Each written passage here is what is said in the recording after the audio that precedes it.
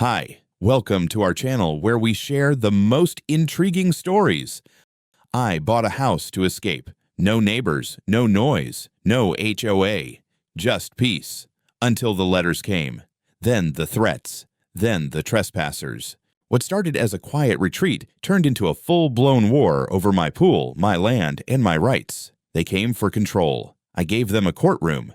I bought the place to get away from people. That was the whole point. After 10 years of working in cybersecurity, mostly glued to screens and dodging corporate chaos, I wanted space, silence, maybe a yard big enough to walk barefoot in without tripping over someone else's dog bowl. What I got was a dream. A 2-story house on the edge of Charlotte with a full acre of land, a newly renovated interior, and a custom-built indoor swimming pool that made my inner teenager fist pump. The best part? It was outside the HOA zone. That little miracle was in bold on every document I signed. The agent made a point of saying it twice. You're technically surrounded by Oakbridge shores, but your parcel is independent. No HOA. I nodded, smiled, and locked that in my mental vault. I knew how HOAs worked. I'd seen too many Reddit threads that read like war memoirs. The first month was bliss. I worked from my quiet office, swam laps when my brain needed a reset, and let the world do whatever it was doing on the other side of the hedges. No drama, no surprises, until the envelope showed up. It was a plain white envelope, no return address, but inside was a neatly folded letter with an official-looking seal. Oakbridge Shores Homeowners Association. I read it once, then again, slower. Dear resident, in accordance with recent reorganization and updated zoning boundaries, your property now falls under the jurisdiction of Oakbridge Shores HOA.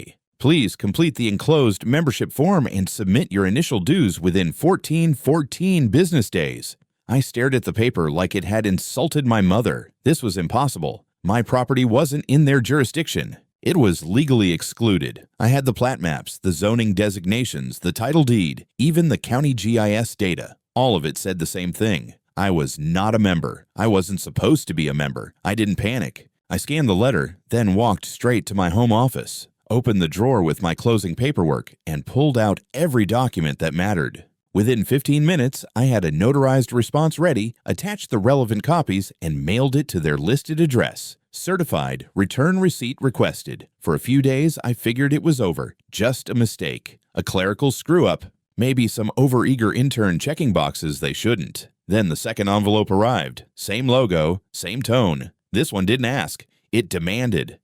Failure to comply will result in a fine of $150 per week, assessed retroactively from date of initial notice. Non-compliance may result in further legal action. I didn't laugh this time. I read it twice, then set it down carefully and poured myself a drink. Bourbon. Neat. Something told me this wasn't just a mix-up. Something told me Oakbridge Shores had plans, and I was in their way. I barely had time to finish processing the second letter when the next wave hit. This one wasn't in an envelope, it was a knock. More like a pounding, really. Sharp, authoritative, the kind of knock you hear from debt collectors or federal agents. I opened the door to find 3 people standing on my front step like they own the place. One of them, a woman in a crisp navy blazer and pearl earrings, held a clipboard like it was a sword. Her name tag read, Karen Duvall, HOA President. Good morning, she said, voice bright and brittle. We're here for the preliminary inspection. I blinked. Inspection of what? Karen offered me a smile that would have made a tax auditor blush. Your pool. I looked past her. Behind her stood a guy in cargo pants with a digital camera around his neck and another man, tall, built like a bouncer, wearing a black polo with the HOA logo stitched over his chest like a badge. My pool, I said slowly. Yes, she replied, as if it were the most obvious thing in the world. It borders our green zone and, per revised community zoning guidelines, is now considered a shared amenity. We'll just need 10 minutes to assess its suitability for neighborhood access. I took a step forward and planted myself in the doorway. You're not getting 10 seconds. Karen's smile faltered. Sir, I don't think you understand. No, I cut in. You don't understand. This is private property. That pool is on my land. It's not community anything. She pursed her lips as if I were a slow child. Mr. Nash, your pool is visible from the Oakbridge walking path. It qualifies under our visual integration clause as a potential shared feature. That clause, I said, trying not to laugh, means absolutely nothing here. I'm not part of your HOA. You have zero jurisdiction over this property. Karen's eyes narrowed. We're prepared to bring this to the zoning board. It's in everyone's best interest to cooperate now rather than escalate. I tilted my head. Did you seriously just threaten me with escalation for owning my own damn pool? Cargo Pants Guy raised the camera, but I stepped forward again and pointed. Take one photo and I'll have you cited for trespassing. Karen raised a hand, signaling him to lower it. I'll be filing a formal notice, she snapped. And you'll be hearing from our compliance department. I'll be hearing from my lawyer, I said, and shut the door in her face. I watched them retreat through the peephole. Karen spoke animatedly to her security goon, gesturing toward my backyard like she was mapping a battle strategy. He nodded once, then they left. An hour later, a piece of paper was slipped into my mailbox. No envelope, just a bold header. Notice of amenity, non-compliance. Apparently, I had violated HOA regulations by refusing inspection of a shared asset. I folded it neatly, dropped it into a file labeled lawsuit fuel, and poured myself another bourbon. Something told me I'd need it. The next morning started off like any other. I made coffee, stretched, and opened the blinds to let in some sunlight. Instead, I got a view of two white SUVs with Oak Bridge Shores HOA magnets slapped on the sides, parked diagonally across the entrance to my driveway, like they were establishing a checkpoint. Bright orange cones were placed in front of them, just in case I didn't get the message. I stared at them from my porch, half expecting this to be some sort of deranged prank. It wasn't. I walked down the driveway in gym shorts and flip-flops, coffee mug in hand, and stopped a few feet from the blockade. A man in aviator sunglasses leaned against the nearest SUV, scrolling through his phone like he was killing time at the DMV. "Morning," I said. He glanced up without much interest. "This area's under temporary review." "No, this is a private driveway, on private property." He gave a little shrug. "We were told to secure access until compliance review is finalized." "Secure access to what exactly?" He didn't answer, just nodded toward the other SUV like I'd find answers over there. I didn't. It was empty. I went back inside, pulled out my phone, and started documenting. Photos from every angle, license plates, the cones, everything.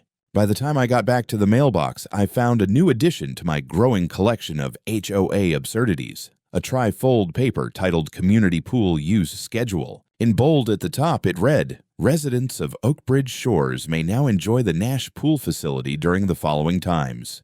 There was an actual weekly schedule, names, time blocks, children's swim hour. I nearly choked on my coffee when I saw Saturday Yoga by the Pool, 9:11 a.m., Instructor TBA. There was a fake logo watermark in the background of the paper, a stylized outline of my pool with the words Community Resource Preview. Someone had taken a photo from outside the fence and turned it into their branding. I was no longer furious. I was fascinated. This wasn't just bullying. This was delusion at scale. They were acting like they already owned it, like I was just a weird caretaker they hadn't formally evicted yet. I scanned the document and emailed it to my attorney with the subject line, "You're not going to believe this." Then I moved my car to the backyard through the side gate and waited for their next move. That afternoon, I checked the Oak Bridge Shores community forum. Public posts, no password. There, pinned at the top, was a message from Karen Duvall herself.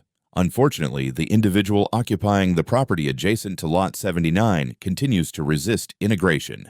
We've contacted county authorities regarding his failure to comply with sanitation and access standards. More updates to follow. They talked about me like I was a mold outbreak. I leaned back in my chair, reread it, then opened a new tab and started shopping for security cameras. If they were going to treat me like a public facility, I figured I should start acting like Fort Knox. It happened at 2:43 in the morning. The motion alert pinged on my phone like an alarm bell in my ear. I had installed 6 cameras around the property earlier that week, 2 facing the driveway, 1 by the side gate, 1 over the pool entrance, and a couple tucked under the eaves. I wasn't paranoid, just realistic. Especially after the driveway stunt and the community pool schedule that felt more like a hostile corporate takeover. I grabbed my phone and opened the live feed. There he was. A man in dark clothes and a reflective HOA jacket, hood up, crouched by the side gate. He held a flashlight between his teeth like some suburban cat burglar. I watched him fiddle with the lock for 30 seconds, then quietly slide it open. No bolt cutters, no forced entry. He had a key or a copy. That realization landed cold in my gut. He crept in and made a beeline for the pool structure. The camera on the east corner tracked him automatically as he walked around the side, paused to take pictures of the pool entrance, then pointed his phone through the glass to snap more photos of the water, filter control panel, even the posted. Safety rules. Then he vanished into the night as quickly as he came. The whole thing took maybe 5 minutes. I sat there in the dark, teeth clenched, every muscle in my body rigid. Not because I was scared, but because I knew exactly what this was. This wasn't curiosity. It wasn't even petty harassment anymore. This was reconnaissance. By 7 a.m., I had the footage downloaded, labeled, backed up in 3 places, and submitted to the police through the online reporting system. I didn't expect an immediate cavalry response, but I at least wanted this on record before HOA Karen turned it into a story about how I'd assaulted a community inspector. And right on cue, a new letter arrived that afternoon, hand-delivered, and wedged under my front door. No envelope, no signature, just an all-caps warning. Final notice. Refusal to cooperate will result in daily sanctions effective immediately. Barrier obstruction of shared amenity is subject to legal enforcement. I almost laughed. Barrier obstruction. It was my fence, my gate, my pool. What really made my blood simmer wasn't the threat. It was the smug assumption that I wouldn't fight back.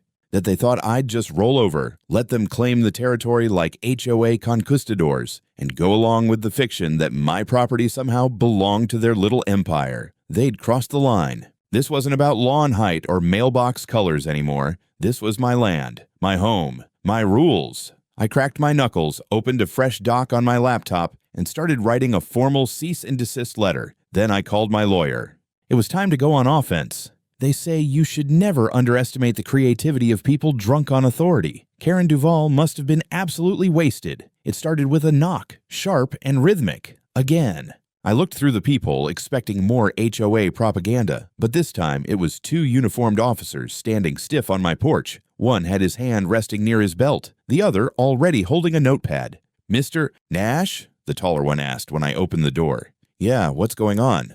"We're here regarding a report filed by a Ms. Karen Duvall of the Oakbridge Shores Homeowners Association," the shorter one said. "She alleges that you detained HOA representatives on your property and made verbal threats of violence." I blinked. "She what?"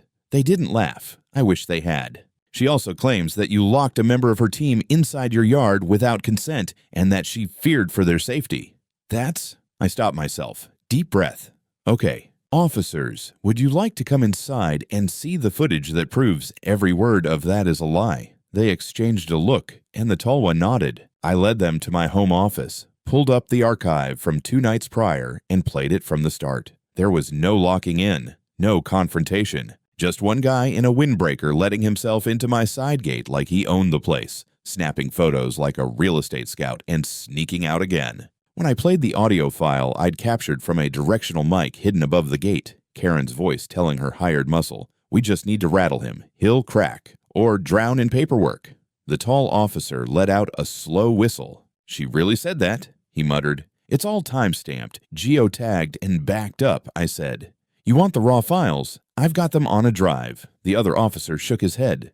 "We'll include it in the report." Then I handed them the forged document. The request for voluntary inclusion in the HOA that magically had my name and a signature I never gave. My lawyer had already run handwriting analysis. The signature didn't match any document I'd ever signed. One of the cops took a long look at it, then said, "You've got a copy of your property deed?" I handed it over. County seal, parcel ID, the whole 9 yards. It was like showing a birth certificate to prove I wasn't an alien. Absurd but necessary. They thanked me and left with a promise that the matter would be reviewed further. No charges, no citations. But still, the fact that she had managed to weaponize the police was another level of low I didn't see coming. That night, I sat on my back porch, sipping coffee and watching the pool lights ripple against the ceiling. I should have felt vindicated. Instead, I felt like I was living in some HOA-themed psychological thriller, one where the villain kept rewriting the rules mid-game and calling the cops if you didn't clap politely. I texted my attorney. They're escalating. I'm ready to burn this down legally. She replied with one word, good. The next few days blurred into a cocktail of caffeine, digital digging, and legal phone calls. I barely left the house. My lawyer, Denise, razor sharp and delightfully vicious when provoked, was now on a first-name basis with the county registrar's office. We weren't just playing defense anymore. We were turning over rocks. And under those rocks, slime. It started when Denise flagged something strange in the zoning overlay sent by the HOA. On their map, my property wasn't just shown within Oak Bridge Shores boundaries. It was labeled Integrated Parcel Phase 2. But that phase didn't exist anywhere in the official county plans. So I started digging. Using a few tools I had left over from my cybersecurity consulting days, I ran a scrape on Oak Bridge Shores public-facing files, then cross-referenced every parcel tagged with Phase 2. 3 addresses popped up. None of them were listed on the original HOA formation documents. All of them had been quietly added to their internal communications as prospective integrations. I did some digging. All 3 were single-family homes on the outskirts of the development, like mine, and I found their owners. One was an older couple who seemed confused when I showed up at their gate. "We just pay the dues," the husband told me. They said we were legally part of the HOA now. Another was a military veteran who looked like he wanted to punch something. They told me I'd get fined if I didn't sign the form, he said. I didn't know I could say no. The third owner had moved out a month earlier, house vacant, still listed as integrated. Denise went nuclear. We filed for a temporary restraining order preventing Oak Bridge Shores from contacting or interacting with my property in any way. Simultaneously, she submitted a complaint to the state attorney general's office citing fraudulent misrepresentation, document falsification, and targeted coercion. Then came the leak. An anonymous email landed in Denise's inbox with the subject, "Thought you'd want to see this." No signature, just 3 PDFs. The first was an internal memo from Karen to the HOA board titled Strategy for Seamless Integration of Edge Parcels. The second listed my name and address, along with a note. Pool visibility on strong community optics. Potential for event hosting. The third? Meeting notes. Someone had transcribed Karen verbatim. People like him don't fight. They huff and puff, then fold when we hit them with enough paper. I didn't feel anger. I felt clarity. These people weren't just power hungry. They were methodical. They had a plan, a template, even a checklist for swallowing up properties that never agreed to be part of their empire. My pool. Just a shiny lure they wanted to claim as part of their marketing image. I forwarded the documents to every local reporter I could think of, along with a one-liner. Ever wonder what HOA extortion looks like? 3 hours later, a journalist from Channel 9 emailed back, "Let's talk." By the time the Channel 9 story aired, I'd already braced myself for retaliation. What I didn't expect was just how fast everything would unravel for them once sunlight hit the rotting machinery.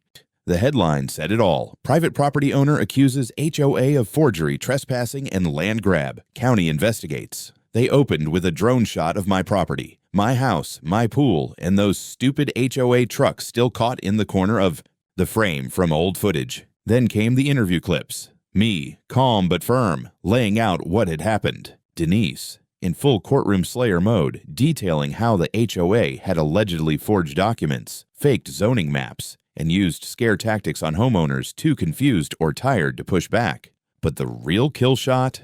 They showed snippets from the leaked emails. The one where Karen talked about rattling me. The one where my pool was called a presentation feature. The memo listing other homeowners, including the veteran who had been coerced with threats of fines. It was like watching a gas line ignite. Local Facebook groups exploded. Reddit lit up. The subreddit r/HOA pinned the video. Within hours, the story was trending in Charlotte. 2 other news stations picked it up. HOA reform advocates started tweeting my name like I was a folk hero with a firewall. The fallout came quick. The county zoning office released a statement saying they were launching an official review of Oak Bridge Shores boundary claims and administrative conduct. Then came the big one. The county board issued a temporary injunction freezing all HOA enforcement actions related to disputed properties. It was bureaucratic lingo for, back off until we figure out what the hell you're doing. Karen, of course, responded the only way she knew how, with a rambling community update posted on the HOA website. She claimed the reports were misleading, that the emails were taken out of context, and that their goal was to maintain harmony through structured inclusion. I laughed out loud at that one. Structured inclusion? It sounded like something out of a dystopian HR manual. Meanwhile, Denise was coordinating with a state-level watchdog group that specialized in HOA abuse. They were licking their chops? Apparently, my case was just the tip of a much larger festering iceberg. And in the middle of all this chaos, something unexpected happened. A man in his 60s showed up at my front gate one morning, holding a binder and looking sheepish. Said his name was Alan, former board member. He'd quit 2 months ago. I didn't know how bad it got, he said, handing me the binder. But you should have this. Inside were meeting transcripts, budgets, correspondence, and, buried in the middle, a printed page titled Aggressive Integration Strategy, Tiered Pressure Model. I didn't even feel surprised anymore, just tired. These people had drawn up psychological warfare blueprints for convincing families they were already under HOA control. I called Denise. She just said, "We're past local now. This is going statewide." The worst part? I still hadn't seen Karen face to face since the police visit, but I knew she was watching everything burn, and I knew she wasn't going down without a final swing. The courthouse smelled like disinfectant and tension. I sat in the hallway outside courtroom 3, dressed in what Denise had called respectable but pissed off civilian. Navy button-down, jeans with no holes, clean boots. Nothing flashy, just enough to look like someone who'd had his property invaded and decided to fight back instead of post a sad Yelp review. Karen showed up 20 minutes late. She walked in like she was attending a charity brunch. White blazer, perfectly ironed slacks, oversized sunglasses she wore until she hit the metal detector. Trailing behind her were 2 board members and some guy in a cheap suit clutching a leather briefcase like it might explode. Denise leaned in and whispered, "That's their lawyer. County Bar says he specializes in landlord disputes, not HOA law. They're either broke or stupid, possibly both." We were called in, and it started. The judge, older, gruff, clearly overqualified for neighborhood drama, didn't waste time. He'd read the file. Everyone had. By now, the story had saturated local media, and public interest was running high enough that a small crowd had gathered in the gallery. I recognized the veteran I'd interviewed, a couple of local reporters, and even Alan, the ex-board member who gave me the binder. Denise opened like a precision strike. She laid out the timeline. Unsolicited letters, threats, forged documents, the HOA's attempts to take control of my pool, the late-night break-in, the fake compliance schedules. She backed every word with evidence. Notarized deed records, time-stamped footage, witness statements, and the now infamous emails from Karen's inbox. When she dropped the slide showing Karen referring to my pool as a community resource asset with premium optics, even the judge's eyebrows twitched. Karen's attorney tried to counter. He stuttered something about misunderstandings, good faith administrative initiatives, and how the HOA was simply trying to promote neighborhood cohesion. Denise responded by playing the gate audio again, Karen's voice saying, "We just need to rattle him. He'll drown in paperwork." The judge called for a recess. When we returned, the tone had shifted. Karen was visibly sweating. Her hair was less perfect, her smile forced. She asked to make a statement, and the judge allowed it. She stood, cleared her throat, and said, "We believed we were acting in the best interest of the community. If mistakes were made, I deeply regret them." Denise didn't even stand. "Your Honor, she didn't make a mistake. She orchestrated a targeted campaign to seize control of private property through deception and coercion." The judge nodded slowly, tapping his pen against the bench. "I'll need a day to issue my ruling," he said, then turned to Karen. "In the meantime, Ms. Duvall, you are not to contact Mr. Nash or approach his property. Violation of that order will result in your immediate arrest." Karen didn't respond. She just stared at me like I'd ruined her garden party. I gave her the smallest, coldest smile I could muster, one that said, "I warned you, you picked the wrong nerd." I got the call from Denise at exactly 8:17 a.m. the next day. She didn't say hello. She just said, "You're going to want to get to the courthouse." The ruling wasn't scheduled to be read until noon, but by the time I arrived at 10:30, the bench seats were half filled. Neighbors, journalists, even one of the county. Commissioners sitting in the back row, arms crossed like he was judging a school board meeting. Karen showed up wearing black, like she was attending her own funeral. Her lawyer looked like he'd aged 10 years overnight. I noticed they didn't speak a word to each other as they sat down. Judge Ellison entered a few minutes after noon, flipped through his file like he was rereading something for fun, and then began. I've reviewed the evidence presented in Nash vs. Oak Bridge Shores HOA and Duval, and I find the plaintiff's case overwhelmingly substantiated. The court recognizes the actions of the defendants as a deliberate and sustained attempt to coerce, mislead, and unlawfully incorporate private property for purposes of financial and visual benefit. Karen's jaw tensed. Her lawyer slumped like he'd already written off lunch. The forged documentation alone constitutes grounds for civil and criminal liability, the judge continued. The late-night trespassing incident, as recorded and submitted to this court, crosses into criminal conduct. And the coordinated misrepresentation of zoning boundaries, well, that borders on organized fraud. He paused, then turned toward me. Mr.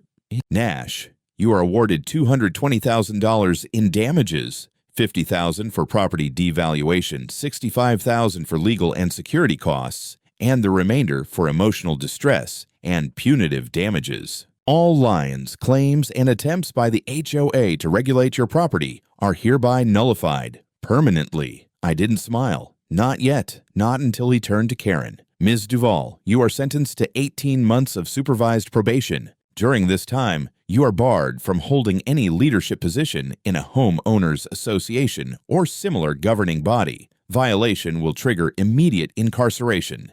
She didn't flinch. She didn't cry. She just stared dead ahead, lips pressed together, nostrils flaring slightly, like she was still pretending this was some minor misunderstanding she could iron out with a bake sale and a committee vote. After the ruling, I stepped into the hallway. Denise joined me, holding a folder like it was a trophy. You just helped rewrite local precedent, she said.